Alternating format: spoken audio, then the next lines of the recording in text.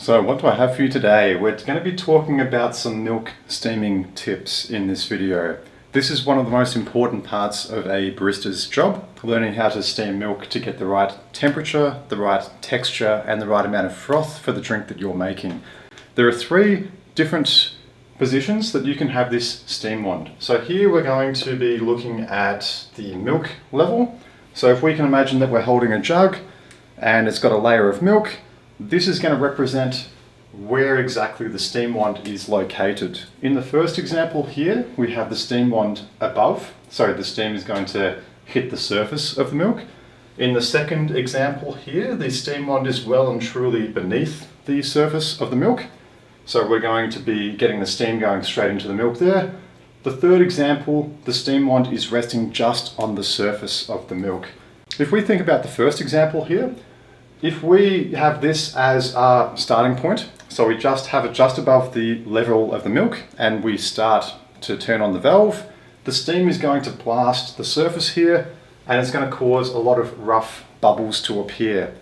If we do the second example here, the steam is going to come out into the layer of milk and it's going to heat up this milk, but it's not going to have any effect on the froth level. In the third example, the steam is doing two things. It's a combination of the first and the second.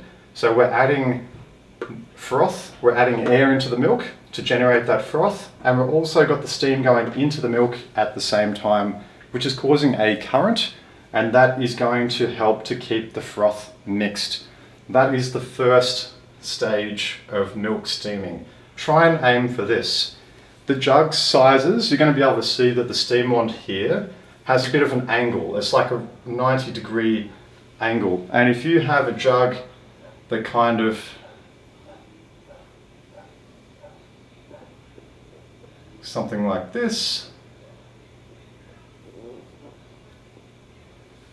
it might be a little bit hard to perfectly get this steam wand in, because this might limit how much you can lift the jug up.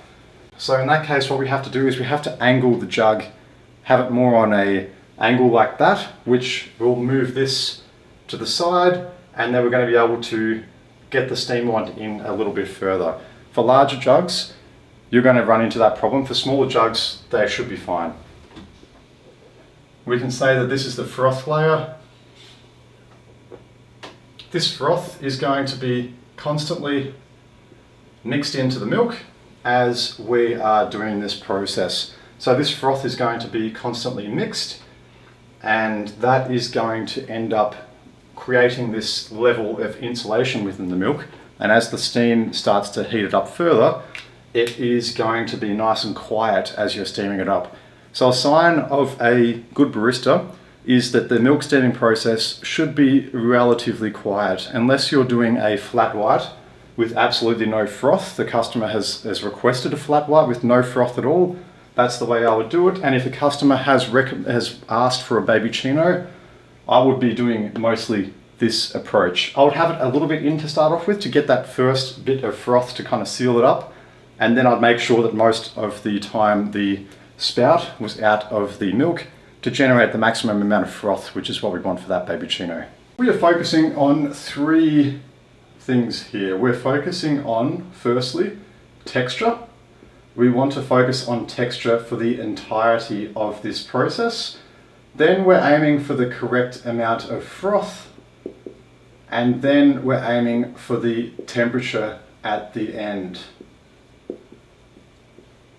So because of this, if we were to revisit these examples and say this is where I mentioned to have your jug at the start of this process, we want to have the jug with the level of milk just covering the little nozzle, the little openings of the steam wand, and that is going to generate a very smooth amount of texture, and it's going to keep generating froth. But if we kept our steam wand like this for the whole lot of the process, by the time we get to the temperature that we desire, we're going to have too much froth. So we're going to have the texture, we're going to have the temperature, but the froth isn't going to be good. When we get to 100% froth, we are going to change our position of this steam wand. We're going to change the position of this steam wand to approximately something like this. So we're going to have the nozzle inside the milk, and because it's inside the milk, it's not adding any more air to the milk, which means that we aren't adding any more froth. We're constantly having that texture, and we're doing this until we get the correct amount of temperature. I want to keep two of these diagrams. This is just going to illustrate the two positions that we want. I'm going to call this phase 1. I'm going to call this one phase 2.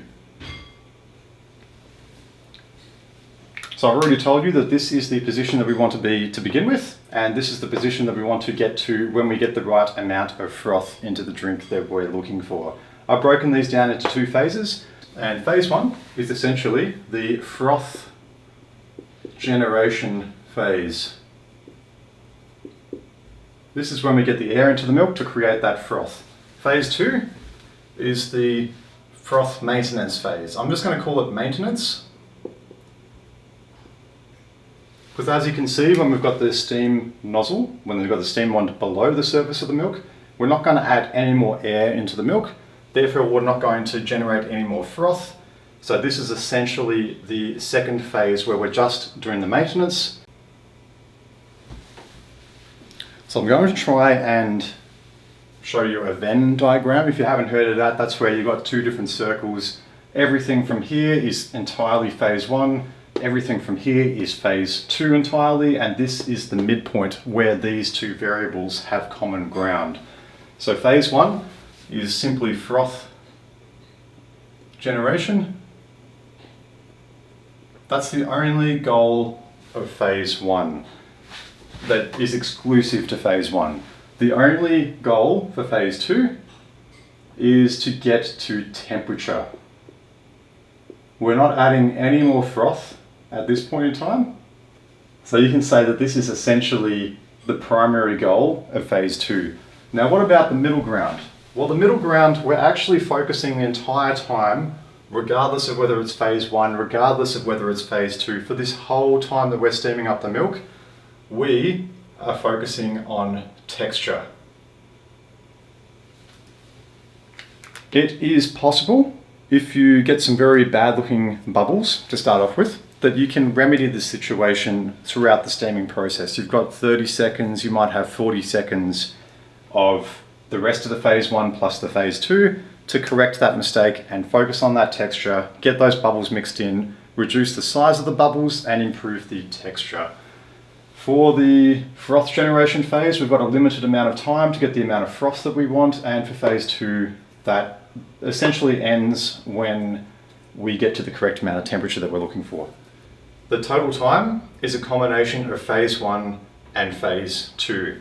So if we're making a cappuccino, we want to generate a lot of froth. We want to generate the most amount of froth. Therefore, for a cappuccino, we're going to spend the most amount of time in phase 1.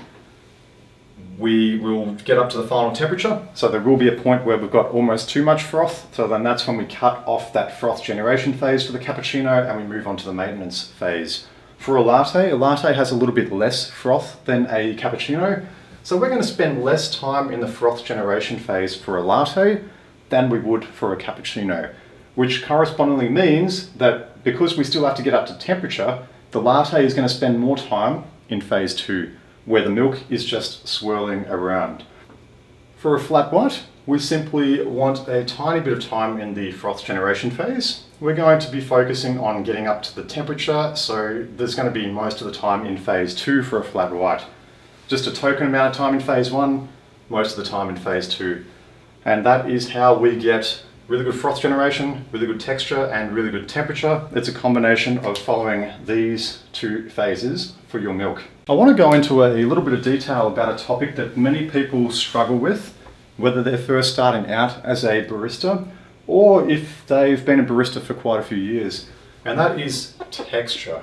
I want to give a few pointers on texture, Because as you saw with that Venn diagram before, texture is being worked on regardless of whether you're in phase 1 or phase 2. If we focus on texture for the whole process, chances are we're going to have really good milk. If we only start to think about texture towards the end of phase 2, that gives us a tiny amount of time to remedy the texture. The way that we're going to get the best amount of texture is to ensure that the milk is constantly mixed.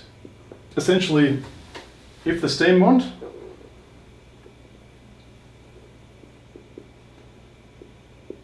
hits the milk at a certain angle, it's going to create a force. And this is going to create a current. The current's going to go down. And if we can do this more at an angle or in a corner, we're going to get this milk going into kind of a whirlpool looking effect. And this whirlpool is going to make sure that the milk constantly feeds that froth throughout the liquid of the milk. So in this jug, this milk slash froth is going to be perfectly mixed. So say if the steam wand was a little bit too far out of the milk, we've got some very harsh looking bubbles to start off with. If we can mix the milk very quickly and get this current happening, the current is going to tumble the milk over itself, and that action is going to mix those bubbles into the milk. It's going to pop those bubbles, and it's going to improve your texture. That is one of the biggest things that we're aiming for, regardless of whether it's phase 1 or phase 2. We want to put the steam wand in a certain location that is going to generate that whirlpool. We call this the sweet spot. The sweet spot is an area, as mentioned before, where you put that steam wand into the milk and it's going to make the milk tumble over. It can be very difficult to find this sweet spot. It's going to be different for each jug that you use. It's going to be different for each milk that you use, the sizing, the amount of milk that's in the jug. So it's going to change each time. If you don't manage to hit this sweet spot in the milk, the surface is going to stay as it is, constant, the froth, and underneath you might get a little bit of movement.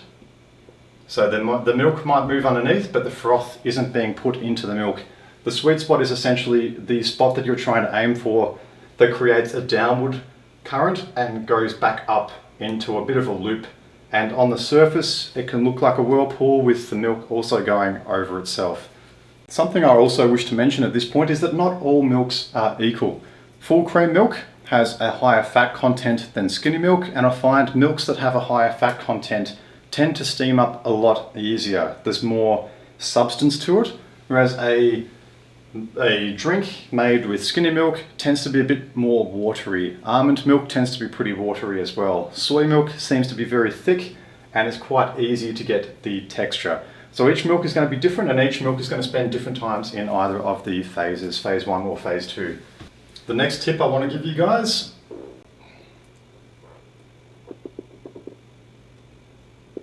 is to wipe down the steam wand. It's essential as soon as you've taken the jug out and we've got milk.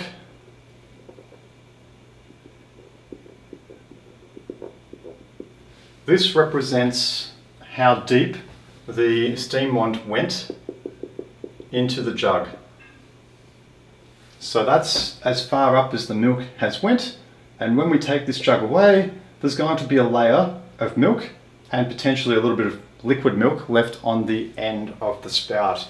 And if we don't wipe this down straight away, this milk is going to be cooked or baked onto the metal steam wand.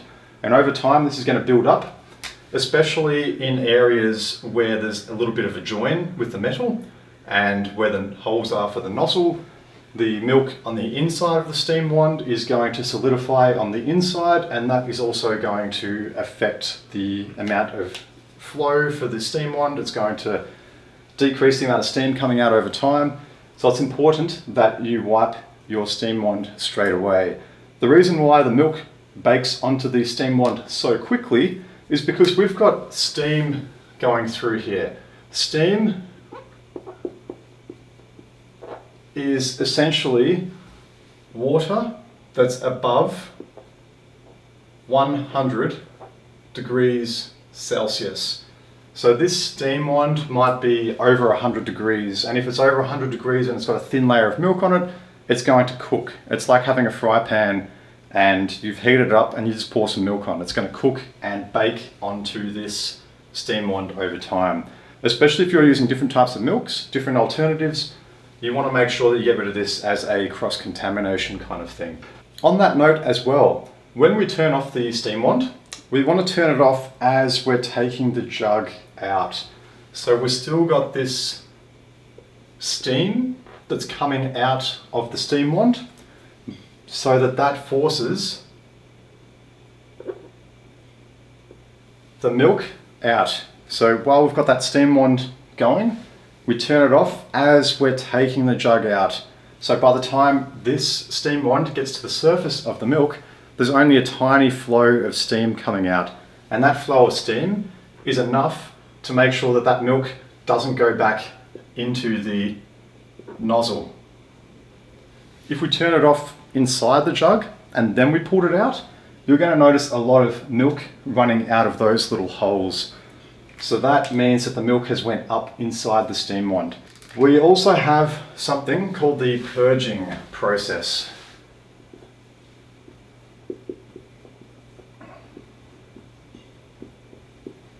Essentially, the purging process is the activation of the steam valve. So we open up the valve and we turn it off again after we've got the steam wand out of the jug. So we get the jug, we take the jug off, put it on the bench, and we wipe the steam wand with a damp microfiber towel if possible. And then we also want to purge at the same time. So we turn on that steam valve and then turn it back off. And that's enough to get this last bit of milk that may be inside the nozzle out. And that is going to, over time, reduce the chances and reduce the time taken for the milk to build up inside the steam wand. So we can go longer without having to unblock the steam wand. Timing is an essential part of being a barista.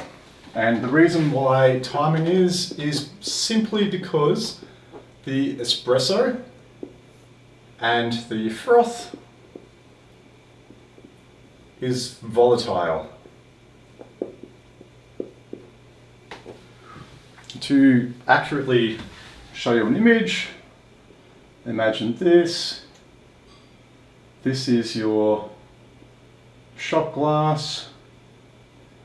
This crema is decreasing, it's evaporating, and it's also dissolving at the same time. As soon as this crema, as this shot has finished, we're losing the crema. The crema is disappearing. In the case of the froth, we're going to just draw a little jug here. So this is the milk that's been steamed. And then over time,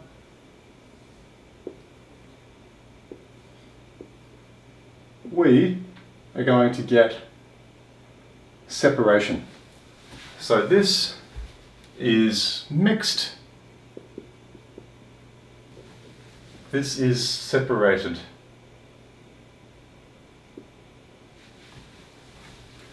So for the milk here, the milk is firstly mixed when we've finished steaming it, but as soon as we've finished steaming it, it's going to separate into two different layers, into the froth and the hot milk. Over time, over literally 30 seconds, we're going to experience a decrease in the amount of crema, and in 30 seconds or so, we're going to experience this separation. So I'm not sure if you guys have seen before, but if we make a latte and we make it very quickly with good timing, then this is just the entire volume. And then if we make it and we leave it for 30 seconds or so, it starts to separate into the froth and the liquid. But if we pour this straight away, this is what the latte looks like. You may have created a little pattern on top, but you can't see the froth layer yet. It's still separating. But if we do pour it and we leave this for 30 seconds or so, it separates into that froth layer on the top and the milk layer below. So it's no different if it happens in the jug or if it happens in the coffee that we are making and pouring. So this is why timing is essential. It takes approximately 20 seconds to 35 seconds to get our shots extracted, and depending on the size of the jug that we're using, it may take 30 seconds to 40 seconds to steam up the milk. So ideally, for perfect timing, we want to get the shots on and press the button, and while it's extracting, you want to start steaming the milk. So empty your portafilter regularly. Over 5 minutes, it dries out. So ideally, you want to empty this before you start to do your next coffees. If you do follow this process and then you have another coffee order to do in 5 minutes or so, you take that portafilter straight out. There's hardly any coffee grinds in there.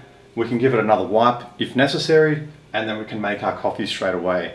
If this does bake into the portafilter, we try and knock it out, but it might only knock half of it out. Then we have to get a disposable piece of paper towel or a tea towel, and we have to really wipe inside the basket to try and break off that crust. It really does cake into it and causes extra cleaning in the process. If we empty our portafilters regularly, that means it's going to be consistent every time, and we're not going to have to invest extra time in trying to clean portafilters that have the coffee baked into them. And everyone is going to experience this. Even me, that has been trying to empty my portafilters before doing after finishing every coffee, I try and empty them. I still get moments where it has been longer than 5 minutes because I've been distracted doing something else. I've come back to the coffee machine to make the next coffee and I realized it's been 5 or 10 minutes since I made that coffee, and I've left it in the coffee machine and it's dried out. So that happens to everyone. You'll be very familiar with this, and my advice is to empty the portafilters after you use them for consistency's sake, to save yourself some time, and for cleaning purposes as well. You're going to end up with 2 waste products consistently throughout your barista career wherever you work. The first product of waste is going to be milk, so steamed milk. The second product is going to be coffee grinds. With excess milk, the way that we like to get rid of this is simply to pour into sink. The reasoning behind pouring into the sink is that the pipes for a sink are larger. They're designed to have liquid waste poured down them, whereas if we put it into the jug rinser or if we put it into the coffee machine drip tray, we have finer pipes there that are going to get blocked up far faster than a sink ever would.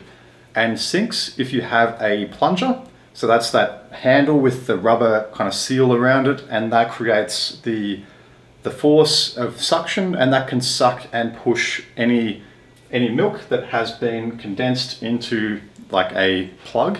That can get rid of that milk very easily in a sink. It's a lot harder to clear out a pipe that runs underneath your coffee machine, and it's quite small. Additionally, the sinks always have underneath, trying to illustrate this properly, they have some sort of U shape here. So essentially what this is a block or a plug, and it's a liquid layer that is going to stop